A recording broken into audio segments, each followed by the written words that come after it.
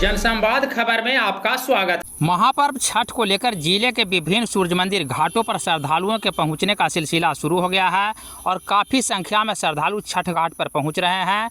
इसके बाद भगवान भास्कर को अर्घ्य प्रदान किया जाएगा। बता दें कि हबीपुर धरहरा सूर्य मंदिर घाट पर हजारों की संख्या में श्रद्धालु छठ पूजा के मौके पर पहुँचते हैं और इसको लेकर प्रशासनिक एवं सामाजिक स्तर पर व्यापक व्यवस्था की जाती है, जिसका नज़ारा हम आपको दिखाते हैं।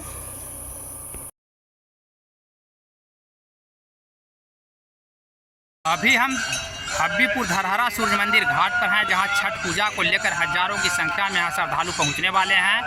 आप हमारे पीछे देख सकते हैं, काफ़ी संख्या में लोगों के आने का सिलसिला भी शुरू हो गया है और यहाँ SDRF के टीम भी तैनात किए गए हैं। हम अभी इसी बोर्ड पर मौजूद हैं, आपको दिखाते हैं कि किस प्रकार SDRF के जवान यहाँ तैनात किए गए हैं ताकि किसी प्रकार के हादसा को रोका जा सके। अभी आप हबीपुर धरहरा सूर्य मंदिर घाट पर पहुँचे हुए हैं और आपके तरफ से क्या व्यवस्था है, क्या तैयारी की गई है? हम लोग समय पर आकर अपना बोट खोल दिए हैं तालाब में। धीरे धीरे छठ व्रती आ रहे हैं यहाँ। हम लोग किसी प्रकार का हादसा ना हो, इसलिए हम लोग पहले से यहाँ मौजूद हैं। यहाँ पर सभी ग्रामीण हैं और इनके तरफ से भी सारी व्यवस्था की गई है ताकि कोई प्रकार का दिक्कत नहीं महसूस हो। आपका नाम? मेरा नाम टीम लीडर रमेश कुमार राम। ठीक।